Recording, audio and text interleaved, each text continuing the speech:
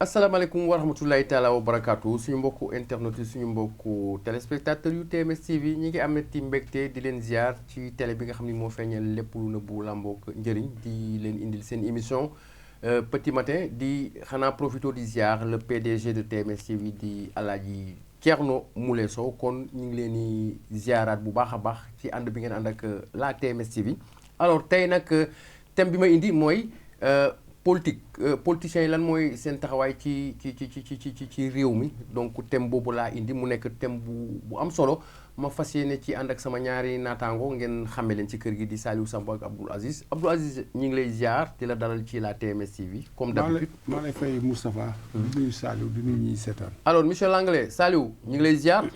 maa ngi doon ziar Moustapha di kontaan di am mbégte di bokk ak yow plateau bi di Petit Matin di nuyu sama naataango doyen Aziz. di nuyu ñëpp ñi nekk ci kër gi. alors merci jërëjëf Saliou kon ñi ngi nuyu aussi ñëpp ñi nga xam ne ñu ngi ñuy bàyyi xel à travers le monde sur la TMS TV alors Abdou Aziz politique baax na wala baaxul. politique baax na. lu tax. parce que tubaab bi dañ ne la politique c'est l'art de gérer la cité. am déet.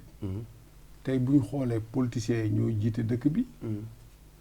jiite institution yi donc mënuma jàpp ne politique dafa bon.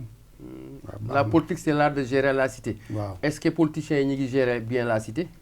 loolu question d'appréciation d'appréciation la rek. ku nekk ak ni ngay gisee. du dëgg. mais man dama jàpp ne politique lu baax la waaw. lu baax la. maa la wax lii. waaw tegal sa loxo foofu daañu ci dellusi Saliou même question rek. politique bi baax na wala baaxul. politique baax na du lu bon. parce que comme ni mu ko waxee la politique c'est l'art de gérer les affaires de la cité. parce que yàgg nañ ko wax da ngay gis ay chefs religieux sax di politique dem nañ sax ba ne ci yonante bi sallallahu alayhi wa sallam doon politique parce que politique mooy nga fexee rek li nga xam ne mooy doxal sa réew nga bokk ci.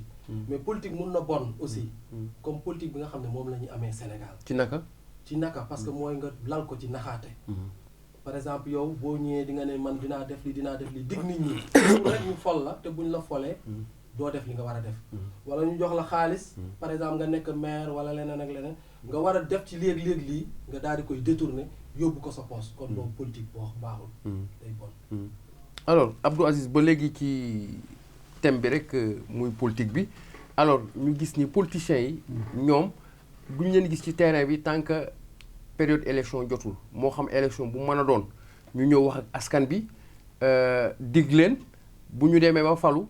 delluwaat ci seeni ay bureau tëju kenn du leen gis li ñu war a jox askan bi muy l'argent du contribuable ñu détourné ko est-ce que loolu mën nañ ko jàppee politique. waaw li ñu war a jox askan bi ñu détourné ko man duma ci ànd trop. xam nga du ma ci ànd trop. parce que politiciens yi ñu ngi fiy jëndal nit ñi ordonnance. ñu ngi fiy faj nit ñi. ñu ngi fiy yóbbu jox nit ñi paasu Makka. mais est-ce que war nañ détourné waaw maa ngi ñëw rek.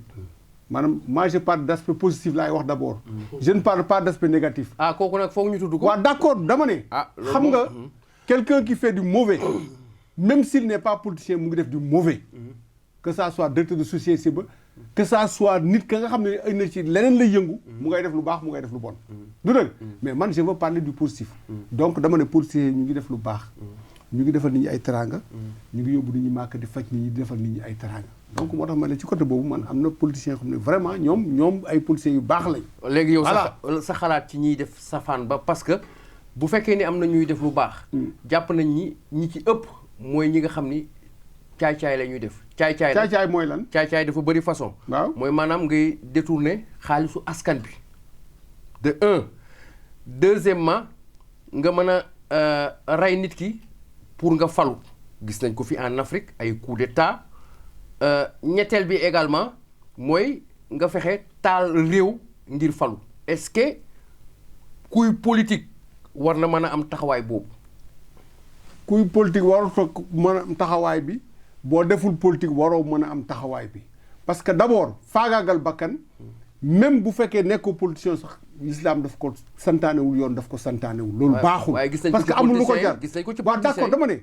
xam nga ki nekk ci mbedd bi dem dogalu nit agressé ko rey ko jël alalam kooku du politicien am déet politicien bu ko def tamit def nga loo xam ne du yoon moi je pèse bien mes mots donc falu warul tax ngay faagagal nit ki mais nit falu na te reyul nit sàccul alal fenul te taxul tey yàlla fal na ko tey donc moo tax may la man toujours damay insister côté bi nga xam ne mooy côté bu positif bi. d'accord dañ ci ñëwaat léegi. alors sëñ Saliou ñu gis ni réew mu mel ni Sénégal ak réew mu mel ni États-Unis boo demee États-Unis tey ñaari parti politique ñu gis ni réew mu mel ni Sénégal ñu lay wax 300 et quelques partis maanaam ñetti téeméer et quelques partis est-ce que yow jàpp nga ni ñooñu di créer ay partis dañ koy créer pour lu jëmale réew mi kanam wala dañ koy créer pour seen intérêt personnel. pour seen intérêt personnel Moustapha. te foofu dama ciy insister quoi. je suis donc très très très catégorique dans mes propos. parce que li ñu gën a gis fii da ngay gis ñu créer ay partis jékki-jékki contre pouvoir bi wax ni pouvoir ñii deful lii nga jékki-jékki gis président bi woo leen. am nu mu waxante ñoom ñu dugg ci pouvoir ban je ne peux pas concevoir ça. parce que yow boo amee benn idéologie jàpp nga ni kii deful lu baax. mais bul ànd ak moom. pourquoi ñu ne non damay ànd ak moom parce que bon dama bëgg a liggéey réew mi mais parce que aussi sa poste bàyyi na la fa. parce que lim lay fay la. du dëgg donc politiciens yi vraiment man je pense que politiciens sénégalais yi seen intérêt lañ fi nekkal. beneen bi bokkul ak États-Unis bi nga xam ne balaa ngay nekk au pouvoir déjà tu es vraiment bien je ne sais pas placé dans la société bi. duñ ko jox ay ñoo xam ne ni amuñu xaalis. boo ñëwee ñu ne la waaw profitool même ministre yi. profitool kat nga sol sa poste parce que fol ak fol yi day bette. donc profitool. donc moom doyen Aziz ma d'accord ak moom bu jàppee ne policiers sénégalais yu lu baax kese la ñuy def. non je ne suis pas d'accord. même buñ defee lu baax li ci gën a bëri dañ koy yóbbu seen kii da ngay gis ko amutoon dara. doon luwee jékki-jékki ñëw am ay milliards mais pourquoi nan la mën a nekkee. surtout milliard xam nga milliard du caaxaan. mais c'est ça. milliard du caaxaan de. du jour au lendemain am plusieurs millions. ou bien plusieurs milliards alors que yow bi ngay ñëw au pouvoir. amoo woon dara wala da nga tane woon. ça veut dire que da nga sàcc. dañu sàcc ils sont corrompus. alors dinañ ciy ñëwaat léegi Abdoul Aziz. ñuy dégg souvent coow wàllum transhumance ñu gis ni am na ñoo xam ni ñoom. maanaam dañuy flotter rek ñoom maanaam bu ñu daanoo rek beneen régime bu ñëw ñu ànd ak ñoom est-ce que ñooñu ay politiciens exemple lañ ci société bi. maanaam moi je vais un peu revenir sur même l'histoire de ce multipartisme maanaam li tax parti bari. parce que loolu yoon moo ko wax. waaye am na loo xam ni moral xel nangu ko maa ngi ñëw quand Senghor était là après parce que c'est le premier président de la République bi ñuy amee indépendance il a fait 20 ans de pouvoir il y avait que 4 partis maanaam même bu fekkee ne la constitution prévoyait le multipartisme il y avait 4 partis ñeenti partis parce que dañ ko limité woon il est parti en 80 Abdou Diouf est venu en 81 mu changer la constitution instaurer le multipartisme intégral. multipartisme intégral mooy jàkka jàng noonu ku mu neex nga nodd. waaye bi mu ñëwee gis nañ ñëpp presque ay vingtaine de partis ñoo fi nekkoon. waaw dama ne déggoo dama la. jàkka boo ko ubbee ne ku mu neex na nodd. fu waay jógee day nodd. ku mu nodd ak ku mu nodd yëpp dina nodd. tey loolu moo indi tey ñu am tey 300 bay dem 400 partis. jàpp nga ni loolu yoon la. waaw dama ne. xam nga. est-ce que jàpp nga ni loolu yoon la waaw dama ne. ku nekk foo jógee rek nga ñëw nodd ci jàkka ji. dama ne tey restons dans la presse. Au départ il y avait combien d'organes benn moo fi nekkoon. RTS moo fi nekkoon. après le Sud ñëw. Walf ñëw ñeneen ñëw. aujourd'hui il y a combien d'organes de presse. waaw waaye ba tey bokkul. ma ne maa ngi ñëw rek mais ba tey bokkul. ma ne déglu ma rek. ba tey bokkul. dama ne. y a combien d'organes de presse. vous ne savez même pas y a combien d'organes. bëri na am déet ñoom sax booy xool est-ce que ëpp ñu parti politique yi. très bien mais bokkul. kon nag cette liberté. à tout le monde. de créer un parti politique. donne la liberté à tout le monde de créer un organe de presse. mais ba tey bokkul. man foofu laay waxee. ba tey bokkul alors. bokkul. Saliou dinañ ci ñëwaat léegi. waaw bu la neexee ngeen ñëw ci parce que ñëw leen ci ni par exemple. waaye maa leen di xaar ñëw leen. ay parti politique lañ. fi ngeen may te fekk ëllëg parti yi mooy pour après jiite réew mi jiite ab réew mooy nga jiite 16 millions de sénégalais ngay jël seen alal di ko détourner. wala ngay def luy taal réew mi. est-ce que ñooñu war nañ leen bàyyi ci langue politique bi. en tout cas war nañ leen xoolaat seen taxawaay. parce que bu fekkee ne ay parti politique parce que bon li mu wax aussi bon mën nañ ko concevoir d'un côté. parce que libéralisation lële ñële dañu créer ay organes di traiter de l'information waaye ñii dañuy aspirer pour jiite réew mi te ab réew boo koy jiite xam nga réew bu caaxaan mënuñ ko comparer parce que organe de presse yow tu travailles dans ton coin l'information est là elle est là pour tout le monde mais bokkul ak parti politique nga xam ne tu aspires à devenir un jour un dirigeant waaw un député wala un président au pouvoir nekkal fi peuple bi nekkal fi peuple donc loolu ça doit être sérieux waruñu aussi mu yomb trop ku ñëw rek créer parti mais bu fekkee ne tu remplis les normes nañ la bàyyi nga créer parti du dëgg mais liñ xool ba xool Sénégal mooy dafa am ñuy créer parti pour créer parti àndoon naag diw mer naa gis nañ fi ba barki Demba Ndiaye Déthié Ndiaye jeune pour ne pas le citer Déthié Fall bi mos créé na parti mu ngi àndoon ak Idrissa Seck yu mel noonu daf fi bëri fi nga gis ku jóge ci nguur gi mer fippu créé parti nga gis fi ay mouvement politique même pas parti y a des mouvements politiques yoo xam ne fu leen neex fara feñe lañ ba pare transhumance bi nga doon wax mais transhumance dafa bëri Sénégal dem na fi ba benn politicien wax ne pour transhumé dañ la war a fusiller Souleymane Ndéné Ndiaye moo ko waxoon moom ci boppam transhumé waaw suñu grand Souleymane Ndéné ils n'ont pas de vergogne ils n'ont pas de dignité mën nañ transhumé du jour au lendemain selon leur propre intérêt man loolu laa gis ci politique Sénégal am na nag des gens sérieux qui ont une conviction mais il y en a pas beaucoup vraiment je suis désolé je pense que ces genres de partis là on doit essayer de les éradiquer une bonne fois pour toutes Abdou Aziz Senghor bi mu demee ba Mamadou Dia ëpp ko doole da ko jël yóbbu ko Kédougou tëj ko fa depuis tëj ko fa fukki at ak ñett 13 ans ñu gis ni également ku mel ni tey Ablaye Wade bi Macky Sall jiitee assemblée ba ñu ne dafa bëgg a convoquer doomam di Karim Wade daf ko ne jox ma li ma la dénkoon muy assemblée bi pour rek faagaagal Macky Sall alors ñu gis exemple yu bëree bëri day am au Sénégal di am en Afrique est-ce que politiciens yi war nañ am taxawaay boobu. xam nga man je vais un peu revenir en arrière parce que man bugg maanaam ngeen jël les politiciens bu leen confiner maanaam bugg leen yemloo mais laissez les gens s'exprimer librement nit ku nekk am nga droit maa ngi ñëw rek nit ku nekk am nga droit fa nga nekk boo demee ba sentiroo fa sa bopp nga génn dem ber sa baat daara mais du yoon laissez-moi non mais attends je reviens encore à ce métier que nous sommes en train d'exercer muy la communication le journalisme mais il y a combien d'organes vous dites que politicien bi dafay demander ëllëg pour jiite réew waaw mais réew moom muy jiite day dem laaj askan bi ndax óolu ngeen ma wala óolu leen su ko askan bi óoloo fal ko suñ ko óolu ñu ne ko óoluwuñ la alors attention ki nga xam waaw ma non mais Moustapha continuer waaw Moustapha yaay dirige sa émission d'accord mais bàyyi ma développer ba pare man boo ma joxul parole du ma jël amul problème je reviens encore politicien bi bëgg a diriger pays bi day dem laaj askan bi ne fal leen ma buñ ko óoluwul buñ ko jox suñ carte du falu day dem toogaat jàpp njàmburam mais ki nga xam ne ni tey dafa dem amul formation amul expérience créer journal am créer organe am parce que am na règlement de compte bu mu bugg a def mais combien de fois nga gis ay réew yoo xam ne nii journal presse moo ko taal bari na y a combien de presse y en a plusieurs toog sa biir nekk génne benn information attaquer nit yàq vie privée nit détruire nit loolu moo fi am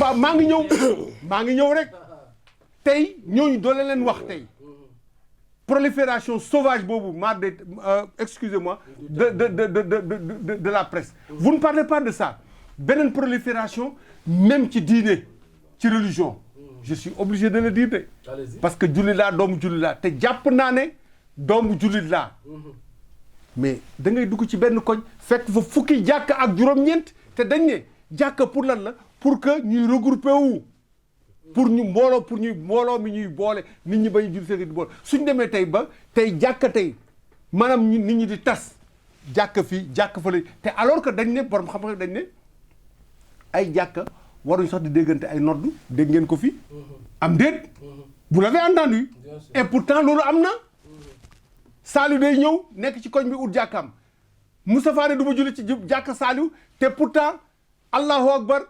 asalaamaaleykum Fatiha ak Saar la ñuy jullee Kaaba ga la ñuy jublu ñun ñëpp ñoo bokk direction Moustapha ne du ma julli ci jàkk damay dem créer sama jàkk maa ngi ñëw rek kii ñëw te ñun ñëpp benn yàlla bi la ñuy jaamu man ma ñëw créer sama jàkk Pape Diagne ñëw créer jàkkaam ñu gis benn koñ fukki jàkk ak juróom-ñeent loolu du division ba pare yéen ngeen taxaw ne politicien bi bu demee ba ci biir parti amul droit dem créer parti te ki nga xam ne ni diine lay yëngatu di mandarga diine dem di créer jàkkam dem di créer jumaa di isolé wu. waaye ba tey seet leen bu baax fi ngeen li ngeen di wax. d'accord ba tey mais ba tey bokkul Abdou Aziz Saliou. bu la neexee ngeen bañ ko boole ci ay kàddoom mu ne.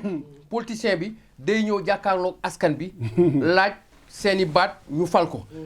waaye est-ce que buñ ko wóoloo dañu gis ni Sénégal à chaque fois politiciens yi dañuy ñëw ba nax askan bi tromper leen ñu jox leen seen baat bu ñu demee ba toog lañ leen waxoon ak la ñuy def du benn loolu Saliou nan nga ko mën a jàngate li ma ko jàngatee mooy nekk ay warkat rek donc dañuy trahir donc ngeen baal ma ci wax ji. non loolu am sax loolu moo am nga ndax population bi. parce que da ngay war a dérouler programme pour ñu wóolu la pour far la. donc ils ont l'art de convaincre. dafa mel na marketing communication da ngay jaay sa produit. di nga jëm a convaincre client bi. ñoom nag politicien bu ñu ñëwee am charisme dañuy convaincre Sénégal ne ko waaw bu ma foloo gis naa ne lii baaxul man bu ma foloo dinaa def lii dinaa def lii gars yi ne waaw kii de baax na. comme nga ñëw donc nga promettre ay emploi jeunes yi bëgg nañ liggéey dañ naan kon nañ ko fal pour mu defal ñu liñ bëgg mais yow bu fekkee ne ñëw nga au pouvoir au lieu que nga respecté loolu nga waxoon te foo ko nga nekk ci leneen ça veut dire que war nga nit ñi te loolu lañu remarqué ci Sénégal bëri na ci politiciens yoo xam ne duñ respecté seen kàddu franchement boo laajee keneen ak keneen Sénégalais yi ku ci nekk da ngay am déception ci ñoom bañ la yaakaaroon fal la gis na fi ci suñu njiitu réew mi bëgguma ko tudd mais am na jeunes yoo xam ne ñu ne bu doon tey doon démb duñ ko fal parce que yaakaar woon nii lay mel am ñu réccu ne Abdoulaye Wade doon sañoon mooy continuer ba ci sax manifestation yi tout récemment à Dakar am na ñu ne affaire bi du Sonko rek waaye y a eu trop de jeunes qui sont frustrés parce que ñi ngi ci réew mi amuñu liggéey saa bu ñu xëyee dañuy toog di naan ataaya dañu profité ci affaire u Adji Sarr Sonko 500 000 emplois par an quelque chose comme ça te defuñ ko ba léegi financement yi wax muy DER muy ANPEJ muy yeneen ak yeneen ñi jege ci pouvoir bi ñoo ciy am boo bokkul ci ñoom duñ la ko jox xam nga loolu doy na léegi Abdou Aziz man dama ne Abdou Aziz amul mbokk politicien moo waaw defe naa ko de est-ce que léegi Abdou Aziz li ñu jotee expliqué fii yëpp ci ay jafe-jafe léegi à qui la faute les responsabilités sont partagées ou à qui la faute? Les responsabilités vont être partagées. Mais attention, bien de tirer sur les politiciens, mais il faut beaucoup faire attention. Pourquoi je vous dis attention? C'est pas parce que les gens ne disent pas. Olof Ndiaye def ne monate xam ngeen monate la tortue mooy nuur moo xam la ca biir dégg ba parce que moom mooy nuur. maanaam mais yow leeralal loolu dañ ne monate moo xam la ca taati dégg ba parce que moom mooy nuur xam nga loolu mooy lan. mooy tey tu déjà yow tontu ko sax sans nga rendre ci compte. parce que nee nga depuis temps yi Senghor na dem li mu waxoon defu ko Senghor dem na Abdou Diouf na dem li mu waxoon defu ko Ablaye Wade Macky Sall tey ëllëg kan mooy ñëw xam nga politique xam nga Sénégal kan lañ bëgg ki nga xam ne ñëwagul dong lañ bëgg mais amul benn politicien je le défie du ma yàlla du ma yeneen du ma xutbu zaman boo xam ne li ngay digaate yëpp di nga ko def amul parce que nag la réalité du pouvoir elle est là ba ci di sàcc maa ngi ñëw waaw defal nag Moustapha xam nga sànq bi nga xëy sàcc ak réuni dama ne la loolu ku koy def du sax question politique mais leneen baaxul du ma ko cautionner parce que nit a ngi rey te nekkul politicien nit a ngi sàcc te nekkul politicien donc ces méfaits là c'est pas l'apanage des politiciens je le dis et je le dis très haut nit a ngi fii rey te nekkul politicien bon su ma ñëwaatee ci diggante bi un politicien il a un programme c'est quoi? C'est un projet de société maanaam ëllëg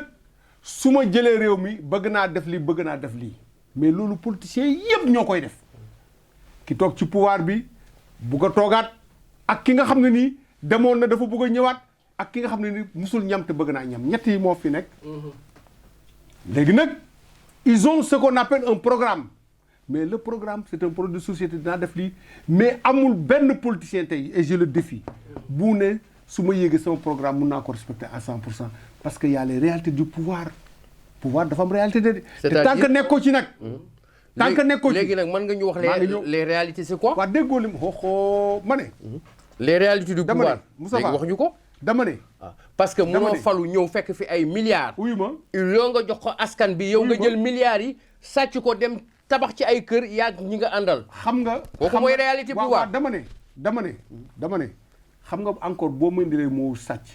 da ngay maanaam da nga may dugal ci débat boo xam ne dama ci sori parce que man j'ai dit que le vol c'est dañ ko condamné. à tout point à tous les niveaux. ñun ñii waruñ sàcc. keneen waru sàcc policier waru sàcc. am déet.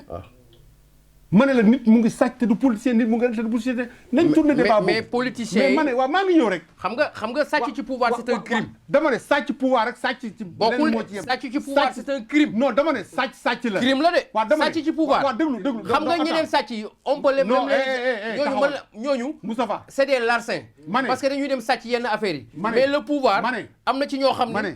ay milliards la ñuy sàcc. Moustapha loolu c'est un crime. Moustapha parce que lu ay 16 millions de personnes bokk. wala lu ay 30 millions de personnes bokk. moom sa émission nga sàcc seen alal waaw vas-y kon ne. sàcc la. déedéet. amul sàcc bu ndaw sàcc bu mag. déet bokkul de. dama ne bu fekkee ne dafa am beneen mot bu tudd vol. nga wax ma. mën naa la wax. mën naa la wax. waaw waxal ma rek. au niveau du tribunal. da ngay gis ku ñu condamné perpète. diiru dundam. vol en réunion la nuit. heure bu ngeen ko defee vous risquez la perpète. vol avec arme en réunion la nuit souvent nga gis ñu tëj nit ñi ay perpète. te sàcc la boo xam ne dafa ànd ak ay ngànnaay ngeen def ko guddi.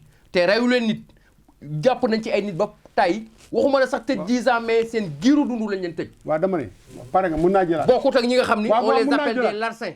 maanaam dañu dem sàcc benn portable fii wala dem sàcc benn affaire fii. dama ne man duma ustaas. duma xutbu zamaan. diine sàcc la. wax nañ ko fii keroog. amul fen bu ndaw sàcc bu ndaw ak sàcc moom amul. parce que ka sàcc portable bu gisoon lépp portable da koy sàcc. foofu laay waxee.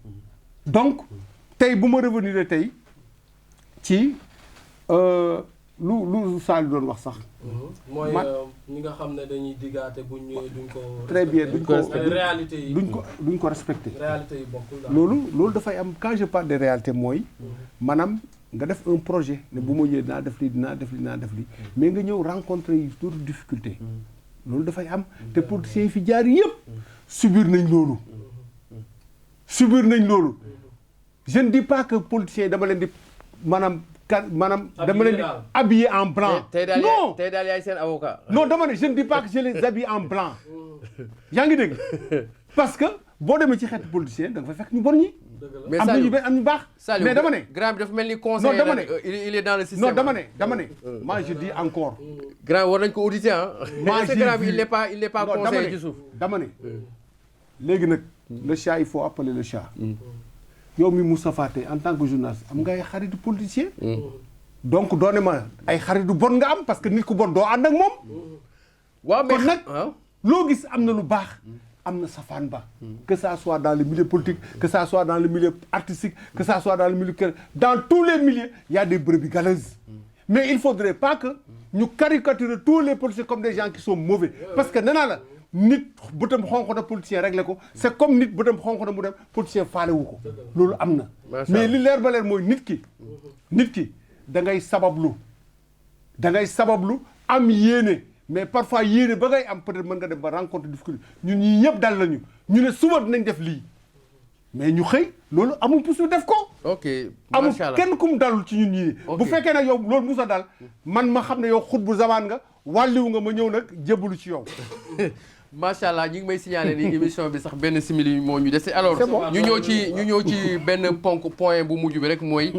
la solution ci liñ fi jot a waxtaan yëpp léegi sëñ Saliou avant may delloo kàddu gi Aziz ñu tàggoo mooy léegi lan mooy solution bi ci liñ fi jot a expliquer léegi lan mooy solution bi est-ce que tey jotul peuple bi jël politiciens yi ñoom ñëpp dugal leen ci benn sàkku muselé leen teg leen de côté. mais doo mën a nekk Moustapha parce que boo ko defee doo am ku la jiite te il faut am ku jiite. donc il faut réew mi ni mu toll yëpp ay millions de Sénégalais am na ñi nga xam ne ils sont justes. mais bëgguñu dugg ci terrain politique. am na ñi nga xam ne jàng nañu macha allah ils sont justes mën nañ jiite mais bëgguñu dugg ci terrain politique malheureusement ñu dugg ci terrain politique peut-être seen jikko duy rafet. mais comme ni ko doyen Aziz waxee dinaa ko rejoindre benn côté politiciens yëpp foowuñu. am na ñu baax. non c'est pas tout le monde mais la majeure partie. mais li ci ëpp voilà li ñu gën a remarqué mooy ñi ci ëpp naxaate ak seen intérêt personnel moo tax ñuy politique parce que dafa am ñu def politique métier gis nga Moustapha thème bi je pense il faut ñu continuer ko. dañ koy continuer parce que am na lu bëri lu ñu war a wax. tegal sa am na loxo nga xam ne ñu mel na ñoom Massaly macha allah ñoom politique rek mooy seen métier foofu la ñu war a teddee. am na ñu nekk ci pouvoir bi depuis le temps de Senghor ku mel ne Moustapha Niasse. mais c'est du jamais vu. boo amee yenn xaalis mais da ngay génn bàyyi keneen mu dugg. dem ba mënul dox sax instant bi waaw yaa ngi continuer rek di nekk xaalis waaye Aziz mais loolu. macha allah ñi ngi may signaler ni émission bi jeex na kon Saliou balaa maa jox Aziz rek ñu bàyyi la nga tàggoo. waaw di am kontaan rek mbégte di bokk ak yow plateau bi ak doyen Aziz aussi di wax ci li nga xam ne mooy politique. donc le rôle des politiciens dans la société parce que lii dañ ko war di waxtaanee. donc parce que ñun bu ñu fi nekkal en tant que journaliste mooy éveiller la conscience donc des gens. te politiciens yi gis nañ ne wax dëgg yàlla dañuy gën a nax nit ñi rek. bu élection jotee nga gis ñu commencé defar ay mbir jéem a ndax la mu nekk au pouvoir mu bañ a nekk au pouvoir ndax nit ñi pour folu te loolu dafa war a jeex dañu war a am koo xam ne mooy ñëw taxawal askan wi jàppale leen ci seen i mbëgg. waaye du yomb de. du yomb trop waaw mais nañ góorgóorlu peut-être yàlla mën na def ñu am koo xam ne il est juste donc di jaajëfal donc mbokk internautes yi di safoo di seetaan TMS bi di sant di gërëm aussi le PDG Thierno Moulay Sow bi nga xam ne moo waral lii yëpp ba ñu mën a am ay xarala yu baax mën a toog ak jàkkaarloo askan wi. jërëjëf Abdou Aziz ñu bàyyi la nga tàggoo. waxtu bi de jeex na bu yàgg sax. politiciens yéen laay waxal. yéen ñi ñu seetaan. képp ku jóg pour laaj baatu askan wi te am intention liggéeyal askan wi te yàlla tax yàlla na la yàlla maanaam jox li ngay laaj. képp ku jóg nag te am intention nax ñu. yàlla na yàlla faagagal say yéene ba doo jël dara. loolu laay tàggatoo. macha allah defe naa ni loolu moom c'est un excellent message. amoon nañ mbégte ànd ak yéen ci thème bi nga xam ne moom lañ leen undi tey. alors di profito di nuyuwaat le PDG di le khalife général di Alaaji Thierno Moulay Sow di nuyu également ñi nga xam ni ñoo ñu assisté woon ci émission bi di caméraman yi ak réalisateurs yi nga xam ni ñoo tax ba ngeen ñuy gis ni waaye yéen ñoom mënu leen gis parce que ñoom ñoo yor liggéey bi nga xam ni moo gën a am solo donc di leen jox dig daje ci yeneen i waxtaan ci Petit Matin jërë ngeen jëf.